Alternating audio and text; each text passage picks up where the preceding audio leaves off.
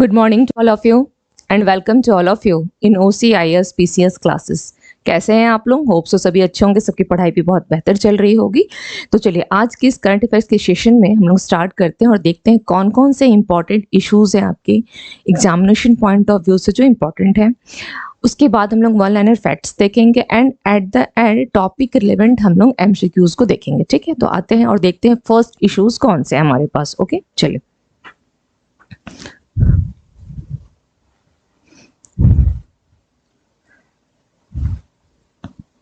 First issues है Apple की, यानी एप्पल का नाम तो आप लोग सभी इससे अवगत होंगे ही, है ना, एप्पल लैपटॉप, एप्पल आईफोन वगैरह। तो एप्पल की जो भारत में एक अपना क्रेडिट कार्ड और एक एप्पल कार्ड लॉन्च करने की योजना जो है वो चल रही है। तो देखते हैं क्या है। एप्पल कार्ड वर्तमान में अमेरिका में उपलब्ध है। एप्पल कार्ड जो है वर्तमान में अमेरिका में उपलब्ध है और इसे गोल्डमैन सैक्स, इसे क्या बोला गया है, गोल्डमैन सैक्स और मास्टर कार्ड के संयुक्त सहयोग से लॉन्च किया गया है। ठीक है, किसके किसके, तो गोल्डमैन सैक्स और मास्टर कार्ड के संयुक्त सहयोग से इसे लॉन्च किया गया था।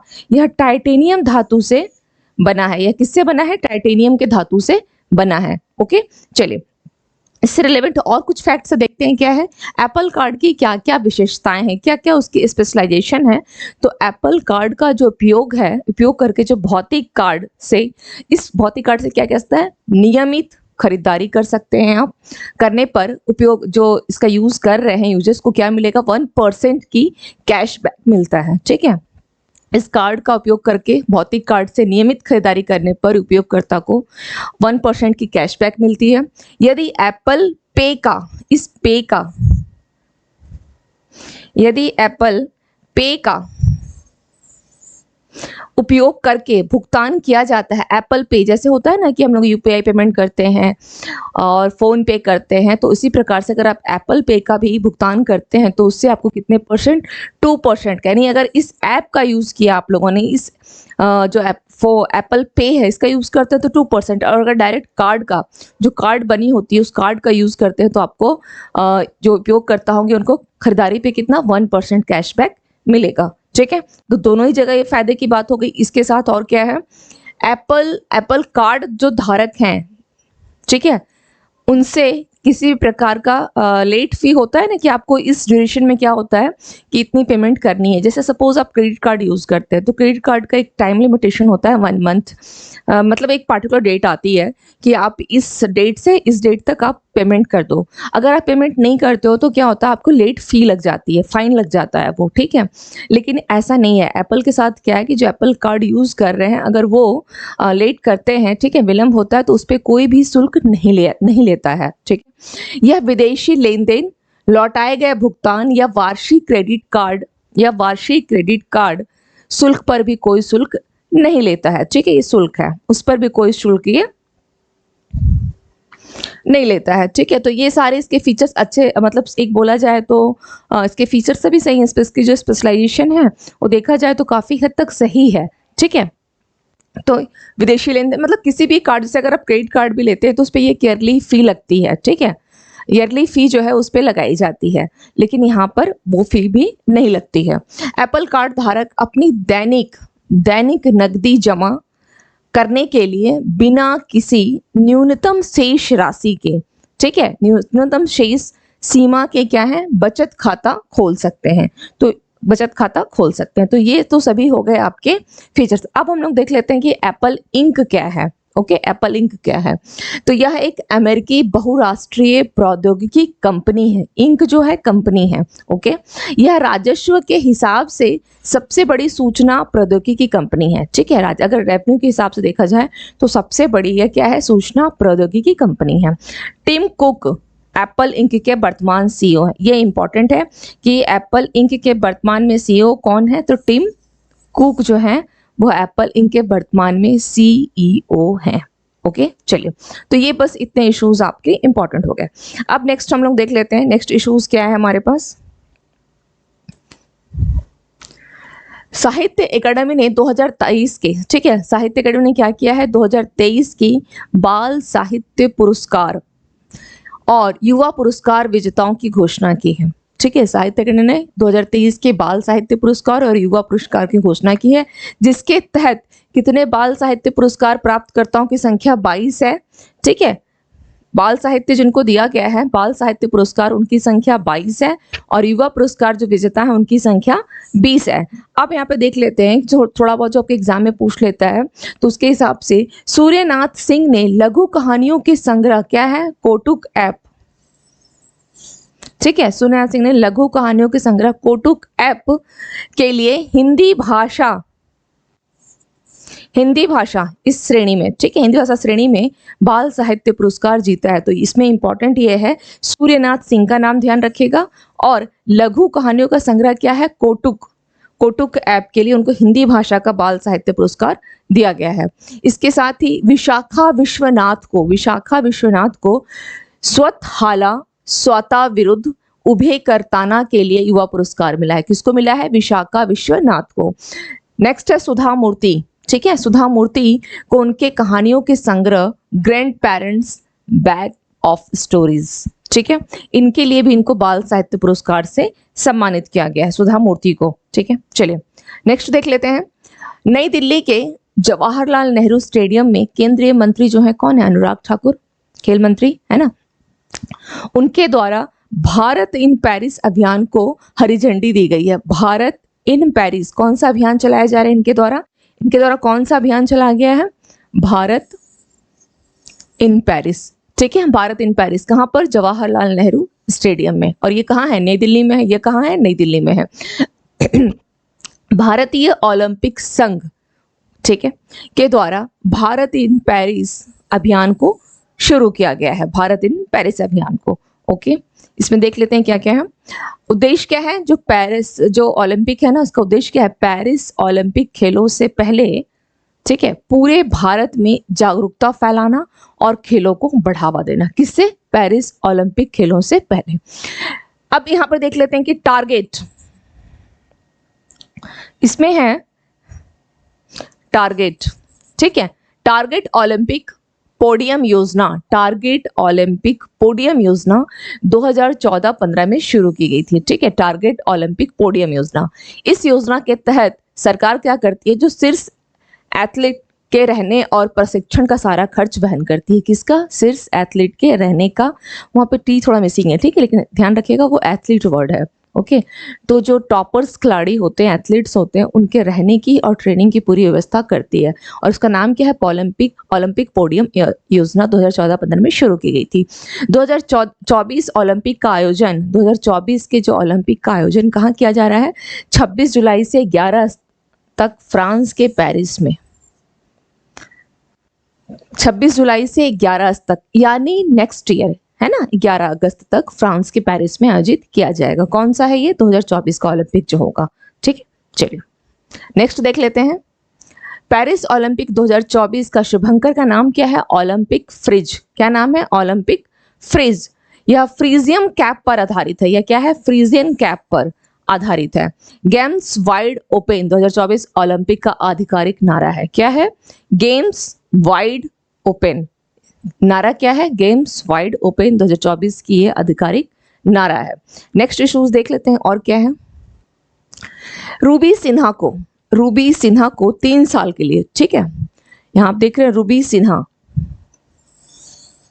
3 साल के लिए ब्रिक्स चैम्बर ऑफ कॉमर्स, क्या है, BRICS chamber of commerce and industry यानी BRICS CCI chamber of commerce, okay, जिसका महिला समूह का अध्यक्ष नियुक्त किया गया है। क्या किया गया है, महिला समूह का अध्यक्ष नियुक्त किया गया है। ठीक है, रूबी सिन्हा किसकी हैं, तो शी एट वर्क की संस्थापक हैं, सी एट वर्क की संस्थापक है। ठीक है, सी एट वर्क की संस्थापक है। ब्रिक्स का गठन कब किया गया था, ये आप लोग कमेंट सेक्शन में बताएंगे। मैं ऑलरेडी क्लास में बता चुकी हूँ कि ब्रिक्स की जब बात आती है तो इस ब्रिक्स का गठन कब किया गया था। ठीक है, ब्रिक्स का गठन कब किया गया था, कमेंट सेक्शन में आप लोग बताएंगे। और इसके सदस्य देश कौन कौन से हैं, कौन कौन से इसके सदस्य देश हैं। ठीक है, चलिए, तो रूबी सिन्हा क्या है, शी एट वर्क की संस्थापक है। उन्होंने शबाना नसीम का स्थान को लिया है। किसका, शबाना नसीम का। ठीक है, शबाना नसीम। शबाना नसीम ब्रिक्स सीसीआई की कार्यकारी निदेशक हैं, कार्यकारी निदेशक और सीसीआई की मुख्य संरक्षक भी ये बन गई हैं। ब्रिक्स सीसीआई भी BRICS chamber of commerce and industry का महिला समूह है, बिल्कुल महिला समूह है ये। और शी एट वर्क महिला उद्यमियों के लिए एक क्या है, शी एट वर्क महिला उद्यमियों के लिए एक ज्ञान का केंद्र है, ठीक है। तो यहाँ पे ध्यान ये रखना है कि रूबी सिन्हा को 3 साल के लिए BRICS chamber of industry, okay, chamber of commerce industry का इनको जो महिला समूह है उसका अध्यक्ष नियुक्त किया गया। और इन्होंने किसका स्थान लिया है, तो शबाना नसीम का इन्होंने स्थान लिया है, ओके, ये ध्यान रखना है इसमें, ठीक है। चलिए नेक्स्ट देख लेते हैं क्या है। हाँ, अब थोड़ा सा ब्रिक्स के सीसीआई के बारे में जान लेते हैं। ब्रिक्स का सीसीआई क्या है, तो यह ब्रिक्स और अन्य मित्र देशों में वाणिज्य और उद्योग को बढ़ावा देता है, ठीक है। इसकी स्थापना कब हुई थी, 2012 में। इसकी स्थापना कब हुई है, 2012 में। यह एक गैर लाभकारी, नॉन प्रॉफिटेबल और नॉन ऑर्गेनाइजेशन क्या है, नॉन गवर्नमेंट ऑर्गेनाइजेशन है, ठीक है, non profitable and non government organisation है, ओके। यह नीति आयोग के साथ, किसके साथ, यह इंपॉर्टेंट है कि यह नीति आयोग के साथ सूचीबद्ध है। अब मैं ये पूछूं कि नीति आयोग का गठन कब किया गया था, ठीक है, नीति आयोग का गठन। तो आप लोगों को केवल आज 2 जो मैंने क्वेश्चंस पूछे हैं, पहला कि ब्रिक्स, ठीक है, ब्रिक्स का कब गठन हुआ है और उसके सदस्य देश कौन है।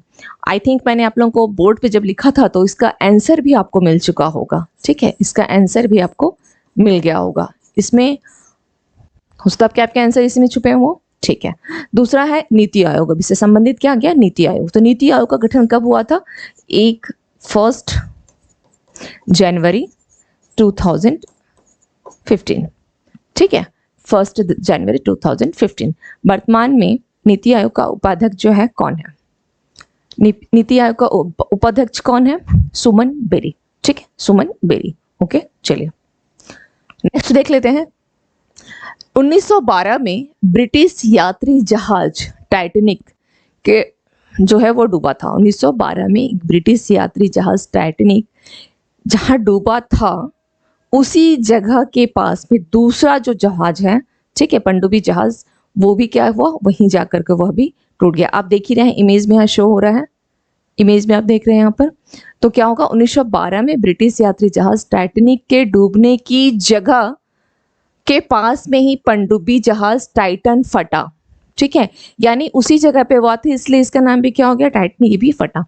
अब देख लेते हैं घटना क्या है।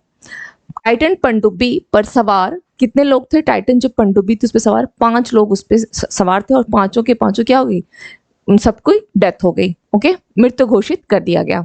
अब टाइटन समुद्र तल से लगभग कितना, समुद्र तल से लगभग 13,000 फीट नीचे टाइटैनिक जहाज के मलबे वाली जगह पर एक अभियान पर निकला था, ठीक है। ये लोग एक्चुअली देखने गए थे कि टाइटैनिक की जो घटना हुई थी वो कहाँ हुई है, वो देखने का इनका पर्पस था, ठीक है, उसी को देखने के व्यू से ये यहाँ से निकला और कहाँ पर, 13,000 फीट नीचे, ठीक है, टाइटैनिक जहाज के मलबे वाली जगह पर एक अभियान पर निकला था, ओके।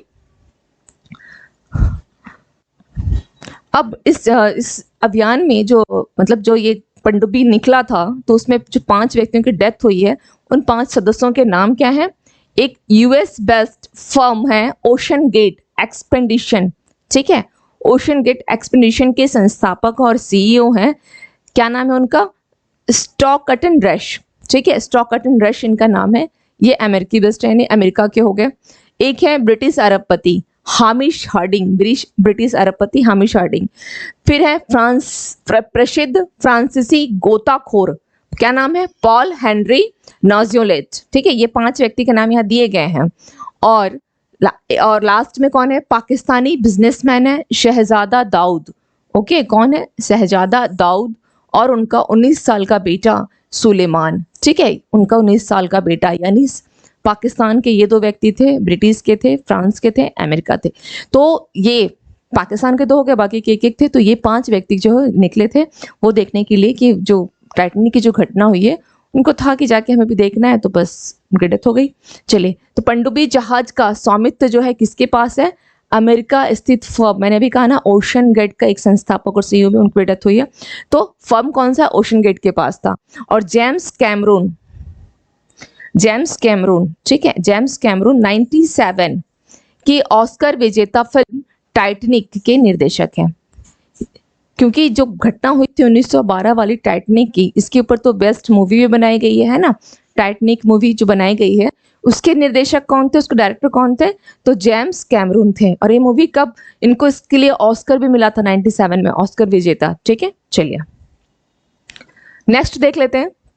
इससे पहले ओशन गेट ने 2021 और 2022 में टाइटैनिक साइट पर 2 अभियान चलाए थे। ठीक है, ओशन गेट जो है इससे पहले भी उसने अभियान चलाया था 2021 और 2022 में। टाइटैनिक 1912 में इंग्लैंड से न्यूयॉर्क की अपनी पहली यात्रा में डूब गया था। कहाँ से कहाँ जा रहा था, इंग्लैंड से न्यूयॉर्क। ओके, इंग्लैंड से न्यूयॉर्क। क्लियर, चलिए अब हम लोग आते हैं नेक्स्ट इश्यूज क्या है। भारत अंतरिक्ष अन्वेषण के लिए आर्टेमिस समझौते में शामिल हो गया है। भारत क्या हुआ है, अंतरिक्ष अन्वेषण के लिए। अब यहाँ देख लेते हैं प्रधानमंत्री मोदी जी ने क्या किया है, भारत को वैश्विक एक अंतरिक्ष शक्ति बनाने के लिए, ठीक है, वैश्विक यानी ग्लोबल लेवल पे अंतरिक्ष शक्ति बनाने के लिए इन्होंने क्या किया है, आर्टेमिस समझौते पर हस्ताक्षर किया है। ठीक है, पर्पस क्या है इसका, पर्पस ध्यान रखिएगा कि भारत को वैश्विक अंतरिक्ष शक्ति बनाना इसका क्या है, पर्पस है, जिसके लिए आर्टेमिस समझौता किया गया है। अब उस समझौते में और क्या क्या है देख लेते हैं। तो national aeronautics and space administration यानी नासा, और नासा यह है कहाँ की, ये कहाँ की है, अमेरिका की है, यूएस की है, यूएसए। ठीक है, और भारतीय अंतरिक्ष अनुसंधान संगठन यानी इसरो।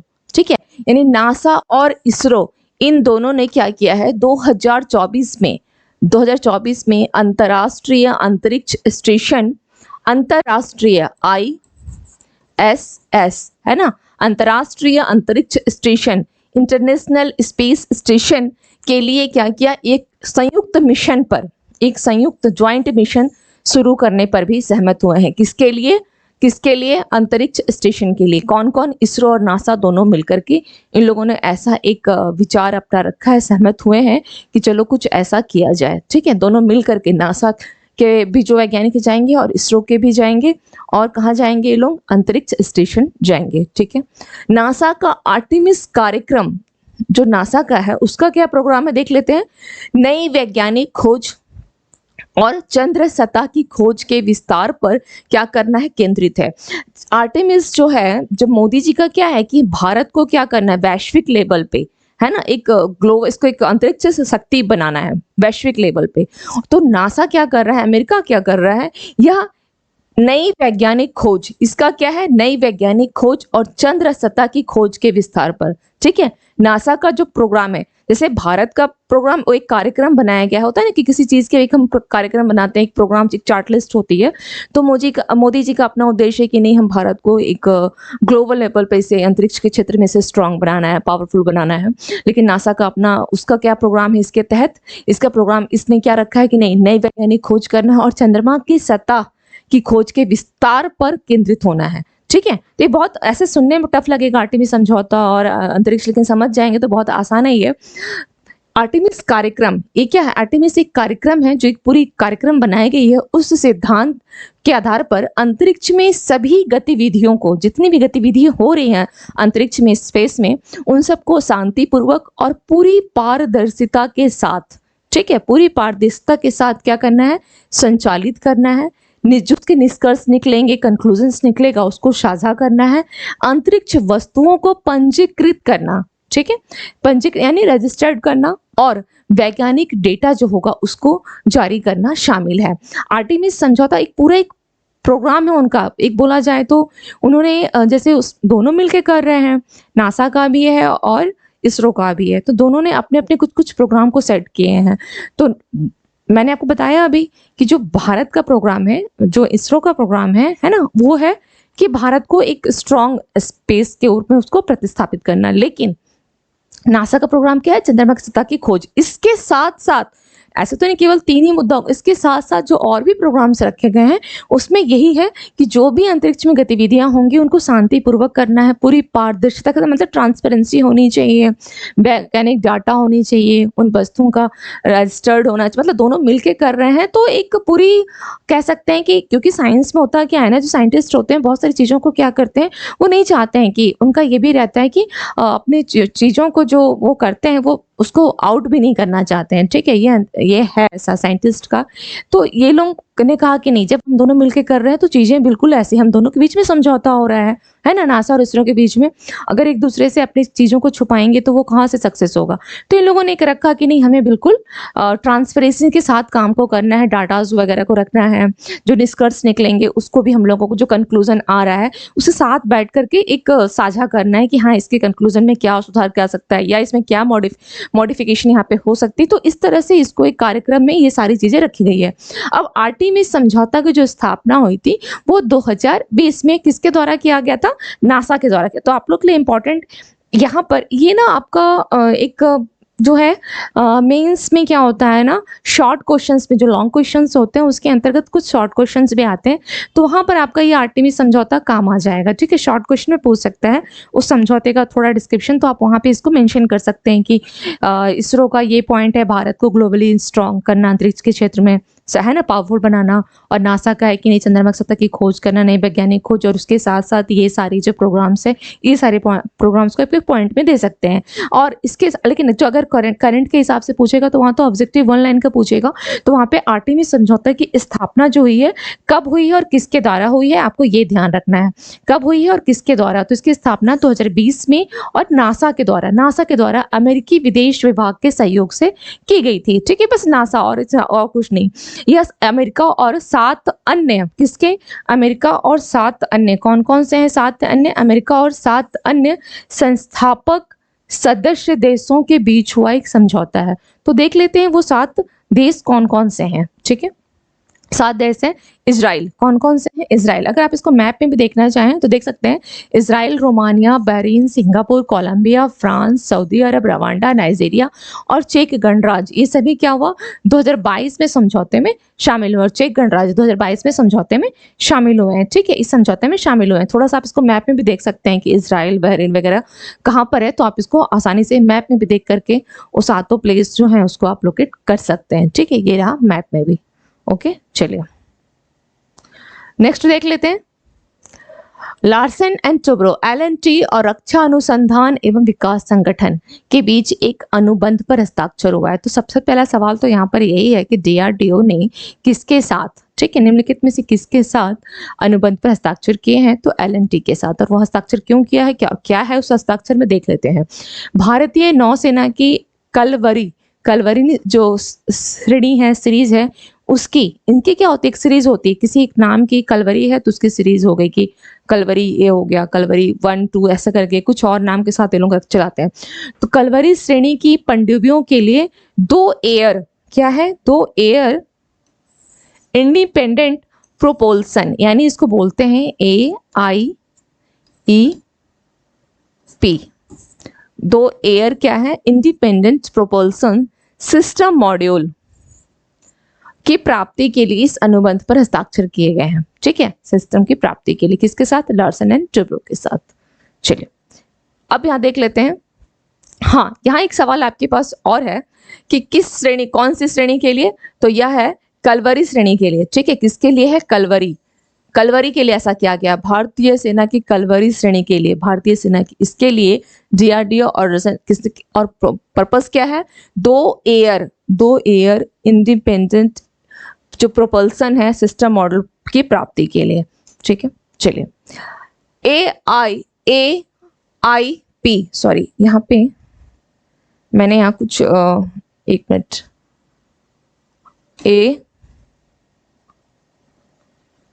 क्यों ऐसा हो रहा है, एक मिनट, AIP, ठीक है? AIP, okay, air independent propulsion. अब हम लोग यहां देख लेते हैं AIP, air independent propulsion module उसमें क्या काम क्या है उसका? तो जो पारंपरिक पनडुब्बियां होती है ना, उसकी सहन शक्ति को बढ़ाना। जो पारंपरिक पनडुब्बी है, जो पनडुब्बी चलते आ रही है, जैसे कलवरी श्रेणी की हो गई, तो उसकी क्या करना है? सहन शक्ति को बढ़ाना है। और यह एक विशेष तकनीक है जो केवल कुछ ही देशों के पास है। ठीक है, केवल कुछ ही देशों के पास में है। क्लियर? चलिए अब आते हम लोग नेक्स्ट, क्या है? अलीबाबा ने नए चेयरमैन और सीईओ की घोषणा की है। Alibaba, okay. अलीबाबा के कार्यकारी उपाध्यक्ष और सह संस्थापक किसको बनाया गया है? किसको बनाया गया है? जोसेफ तसाई को। ठीक है, जोसेफ तसाई, इनको बनाया गया है। क्या बनाया गया है? कार्यकारी उपाध्यक्ष और सह संस्थापक, चेयरमैन नियुक्त हुए हैं। इन्होंने किसका स्थान लिया है? डैनियल झांग का इन्होंने स्थान लिया है। पहले कौन थे चेयरमैन? डैनियल झांग का स्थाई कौन लिया है? जोसेफ त्वांग, जोसेफ तसाई। ओके, चलिए अब हम लोग देख लेते हैं कि अलीबाबा के बारे में। अलीबाबा क्या है? तो यह चीन की क्या है? सबसे बड़ी ई कॉमर्स कंपनी है, जिसके ताओ बाओ और टमाल प्लेटफॉर्म पर 900 मिलियन से अधिक जो है सालाना सक्रिय उपयोग करता है। 900 मिलियन से अधिक। ठीक है, ई कॉमर्स कंपनी है। जैसे अलीबाबा, जैसे हमारे इंडिया में है ना अमेजन है, फ्लिपकार्ट है, उसी तरह से चीन में भी क्या है? अलीबाबा एक ई कॉमर्स कंपनी है, जिसके 900 मिलियन से अधिक जो है क्या है? कस्टमर्स हैं। ओके, यह देश का सबसे बड़ा क्या है? क्लाउड कंप्यूटिंग और डिजिटल भुगतान प्लेटफॉर्म भी संचालित करता है। इसकी स्थापना 28 जून 1999 को हुई थी। तो इम्पोर्टेंट यहाँ पर यह है कि इसके संस्थापक जो है, इनका जो सीईओ किसको बनाया गया है, चेयरमैन किसको बनाया गया है? तो तसाई नाम याद रखिएगा, तसाई। ठीक है, चलिए नेक्स्ट देख लेते हैं क्या है। अब हम लोग आते हैं वन लाइनर फैक्ट्स पे आज के। ओके, किसने यूरो 2024 शुभंकर के रूप में टेडी बियर का अनावरण किया है? यूरो 2024 के शुभंकर के रूप में टेडी का, तो जर्मनी ने किया है। जारी वैश्विक लैंगिक समानता सूचकांक पर कौन शीर्ष पर है? तो आइसलैंड शीर्ष पर है। और यह लगातार कितने वर्षों से है? यह लगातार 14 साल से, ठीक है, लगातार 14 ईयर्स से ये शीर्ष पे बना हुआ है। अब यहाँ पर बात आती है कि फिर भारत की रैंकिंग कितनी है? भारत की रैंकिंग कितनी है? भारत की रैंकिंग 127 है। ठीक है, 127, ये 2023 के अकॉर्डिंग। और अगर हम 22 की बात करें तो भारत की रैंकिंग कितनी थी? भारत की रैंकिंग कितनी थी? 135 2022 में। ठीक है, 2022 में भारत की रैंकिंग कितनी थी? 135। केंद्रीय मंत्री नितिन गडकरी जी ने 4 राष्ट्रीय राजमार्ग परियोजनाओं का उद्घाटन किया है। 4, और वह कहाँ किया है? तो वह हरियाणा में किया गया है, हरियाणा में। ठीक है, किसकी पुस्तक ने एलिजाबेथ लॉन्गफोर्ड का जो है वो पुरस्कार जीता है? ठीक है, एलिजाबेथ लॉन्गफोर्ड ने पुरस्कार जीता है। तो रामचंद्र गुहा। भारत की सबसे मूल्यवान निजी कंपनी कौन सी है? रिलायंस। भारत ने किस देश को कॉर्वेट INS कृपाण जो है वो उपहार में दिया है? तो वियतनाम को दिया है। और वियतनाम की राजधानी कहाँ है? हनोई इसकी राजधानी है। गृह मंत्री अमित शाह ने कहां पर क्रेडाई गार्डन पीपल्स पार्क का उद्घाटन किया है? Ahmedabad. Canada para badminton international 2023 में प्रमोद भगत ने कौन सा पदक जीता है? रजत। RBI के नए डिप्टी गवर्नर कौन बने हैं? स्वामीनाथन जानकीरमण। और इन्होंने किसका स्थान लिया है? इन्होंने स्थान किसका लिया है? MK जैन का। MK जैन का स्थान लिया है। ठीक है, MK जैन का स्थान इन्होंने लिया है। ओके, चलिए कौन सा राज्य धर्मांतरण विरोधी कानून को खत्म करेगा? कर्नाटक। कहां पर 1 दिवसीय ई-लाइब्रेरी सॉफ्टवेयर प्रशिक्षण का आयोजन किया गया है? उज्जैन। किसे अंतर्राष्ट्रीय ग्रीन एप्पल अवार्ड से सम्मानित किया गया है? तो तेलंगाना को किया गया है। और तेलंगाना किसके साथ? ध्यान रखिएगा कि 5 इमारत और संरचनाएं शामिल है। तेलंगाना की क्या शामिल है इसके साथ? 5 इमारतों प्लस संरचनाओं, 5 इमारतों प्लस संरचनाओं को शामिल किया गया है। और तेलंगाना के साथ साथ यह भारत में पहली बार ऐसा हुआ है, भारत को, ठीक है, बोल सकते हैं कि भारत को पहली बार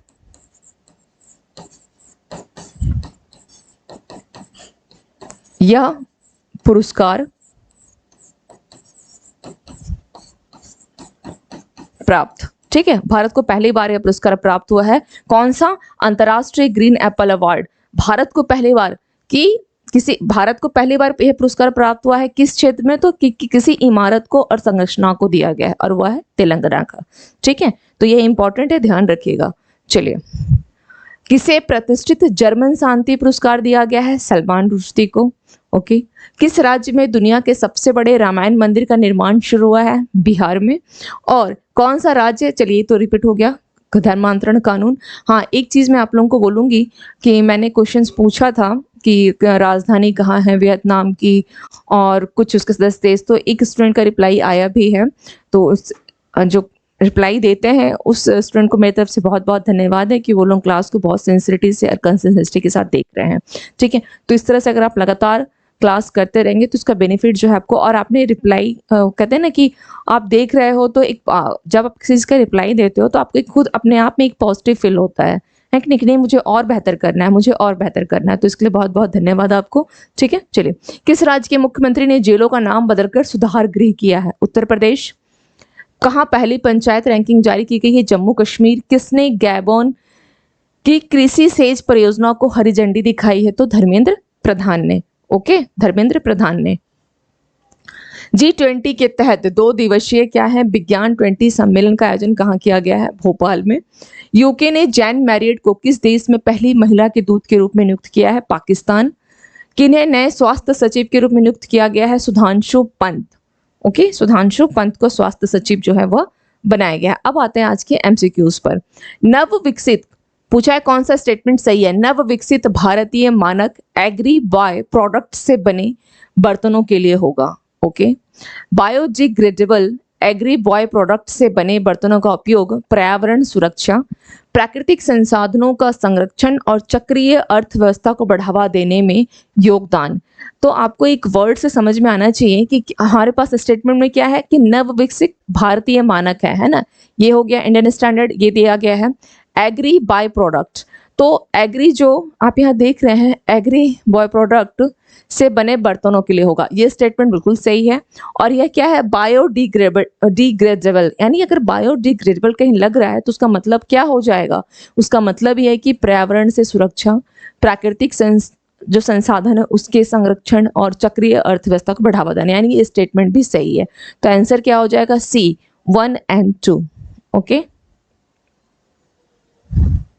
चलिए नेक्स्ट क्वेश्चन पे आते हैं। BRICS chamber of commerce and industry यानी BCCI महिला मंडल का अध्यक्ष किसे नियुक्त किया गया है? ठीक है, ब्रिक्स के जो CCI है उसका महिला मंडल का अध्यक्ष रूबी सिन्हा, शबाना नसीम, डिम्पल कौशिक एंड सुशीला सिंह। तो यहाँ ध्यान रखिएगा किसको नियुक्त किया गया है? रूबी सिन्हा को। किसका स्थान पे? इनके स्थान पर, ठीक है, इनके स्थान पर। पहले कौन थी? शबाना नसीम। इनके स्थान पर किसको नियुक्त किया गया है? रूबी सिन्हा को, ठीक है। नेक्स्ट क्वेश्चन देखते हैं। भारत इन पेरिस अभियान से क्या, निम्नलिखित में से कौन सा संबंधित है?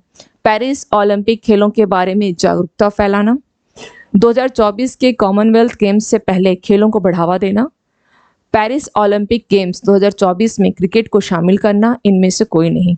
तो क्या है? यह जो है आपका पेरिस ओलंपिक खेलों के बारे में जागरूकता फैलाना। ओके, ए इसका राइट आंसर हो जाएगा, ए। नेक्स्ट देख लेते हैं। भारत ने अधिकृत आर्थिक ऑपरेटर AEO के लिए किस देश के साथ पारस्परिक मान्यता व्यवस्था पर हस्ताक्षर किए हैं? संयुक्त अरब अमीरात, अमेरिका, ईरान और कनाडा। तो इसका राइट आंसर क्या हो जाएगा? संयुक्त अरब अमीरात, ए।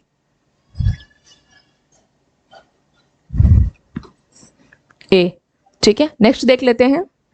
आर्टेमिस समझौता के बारे में आपको बताना है कि कौन सा स्टेटमेंट जो है वो सही है, आर्टेमिस समझौता का। ओके, आर्टेमिस समझौता की स्थापना 2022 में नासा के द्वारा। तो यहाँ सबसे पहले मैंने आपको बताया कि आर्टेमिस समझौता की जो स्थापना हुई है वह कब हुई है, 2020 में, 2020 में हुई है। तो ये स्टेटमेंट क्या हो गया, रॉन्ग हो गया। नासा के द्वारा किया गया है ये तो सही है, बट यहाँ पे ईयर जो है वो गलत दिया गया है, तो ये स्टेटमेंट रॉन्ग हो गई। भारत अंतरिक्ष अन्वेषण के लिए आर्टेमिस समझौते में शामिल हुआ है, भारत शामिल हुआ है। इससे पहले इजराइल और चेक गणराज्य ये सब शामिल 2022 तक हो चुके हैं, भारत जो है इसमें शामिल हुआ है। तो ये स्टेटमेंट सही है, तो आंसर क्या होगा, केवल 2 सही है। ठीक है, नेक्स्ट, सितंबर 2023 से अली बाबा के चेयरमैन के रूप में किसे नियुक्त किया गया है, जोसेफ तसाई, डैनियल झांग, एडी वू, जैक मा। तो यहाँ पर आंसर क्या हो जाएगा, जोसेफ तसाई। जोसेफ तसाई को किया गया है, जोसेफ तसाई कौन है, जोसेफ तसाई, इनको नियुक्त किया गया है। ठीक है, किसका स्थान लेंगे, स्थान किसका लेंगे, इनका स्थान लेंगे। जिसका स्थान लेते हैं वो नाम भी ध्यान रखिएगा। ठीक है, इनका स्थान लेंगे। नेक्स्ट देख लेते हैं कौन से क्वेश्चन है। दिल्ली विद्युत नियामक आयोग का अध्यक्ष किसे नियुक्त किया गया है, राजीव कुमार, हरीश कुमार, कमलेश प्रसाद, उमेश कुमार। तो इसका आंसर क्या हो जाएगा, उमेश कुमार। ओके, चलिए नेक्स्ट देख लेते हैं। हाल में ही एक सब मार्सेबल जहाज टाइटन डैश में ब्रिटिश यात्री जहाज टाइटैनिक के डूबने की जगह के पास फट गया था। तो किस ईस्वी में ये घटना हुई थी, किस ईस्वी का घटना है, 1910, 1912, 1914, 1915। तो यह घटना है 1912 की। 1912 में जहाज जो है इंग्लैंड से न्यूयॉर्क जा रहा था, तब की घटना है ये। ठीक है, चलिए 22 जून को किस संगठन और डीआरडीओ ने भारतीय नौसेना की कलवरी श्रेणी की पनडुब्बियों के लिए 2 एयर इंडिपेंडेंट प्रपल्सन जो है सिस्टम मॉडल की प्राप्ति के लिए एक अनुबंध पर हस्ताक्षर किए हैं, टाटा समूह, Infosys, ITC limited, Larsen and Toubro. तो इसका आंसर क्या हो जाएगा, डी, लार्सन एंड टुब्रो, यानी एलएनटी ने, एलएनटी। लास्ट क्वेश्चन देख लेते हैं। निम्नलिखित में से किसने अपने लघु कथा संग्रह, ओके, क्या नाम है, कौटुक ऐप के लिए हिंदी भाषा श्रेणी में साहित्य पुरस्कार जीता है। तो विशाखा विश्वनाथ, इनको युवा पुरस्कार दिया गया है। सुधा मूर्ति को भी बाल साहित्य दिया गया है, और सूर्यनाथ सिंह को भी बाल साहित्य दिया गया है, बलवान सिंह। तो लेकिन यहाँ पर सूर्यनाथ सिंह है। ठीक है, सूर्यनाथ सिंह को यह पुरस्कार दिया गया है लघु संग्रह इसके लिए, कौटुक ऐप के लिए। ठीक, चलिए, तो ये तो हो गए आज की क्लास के हम लोगों के एमसीक्यूज।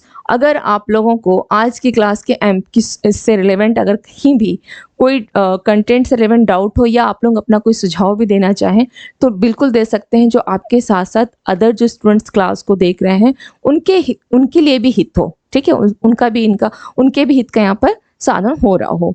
तो अगर कोई भी इस तरह से लगे कि सुझाव देना चाहें या कंटेंट से रिलेटेड कोई प्रॉब्लम भी हो, तो आप लोग बिल्कुल मुझसे कमेंट सेक्शन में पूछ सकते हैं। दूसरी चीज़ है, कॉल भी कर सकते हैं मॉर्निंग में 10 से लेकर के 4 बजे के बीच में। ठीक है, ये तो हो गई। अगर हाँ, एक चीज़ और है, मैंने हमेशा कहा है कि ये क्लास आपकी है, आप अपनी इस क्लास को अपने तरीके से लेकर के चलें। हिस्ट्री की क्लास में, क्योंकि मैं हिस्ट्री भी ले रही हूँ क्लास, तो वो भी उसमें भी अगर लगता है, जैसे कभी कभी ऐसा हो जाता है कि आप लोगों को क्लास जो है वो रेगुलर नहीं जा पाता है, या कुछ भी कहीं भी किसी भी टॉपिक से रिलेवेंट आप लोगों को कहीं भी कोई डाउट होती है, तो आप लोग बेहिचक जो है विदाउट एनी हेजिटेशन आप लोग पूछ सकते हैं। ठीक है, तो किसी भी प्रकार का, चाहे वो कोई भी डाउट हो, किसी भी सेक्शन से हो या अदर किसी सब्जेक्ट्स में भी लग रहा हो, तो बिल्कुल बेहिचक पूछें, अपना सुझाव भी दे सकते हैं। ठीक है, क्लास आपकी है, चैनल हमारी है, तो इस चैनल को आप लोग लाइक करें, शेयर करें एंड सब्सक्राइब करें।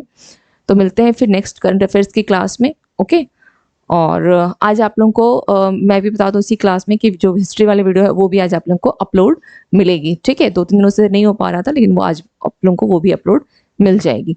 तो मिलते हैं फिर। ठीक है, thank you to all of you and have a nice day.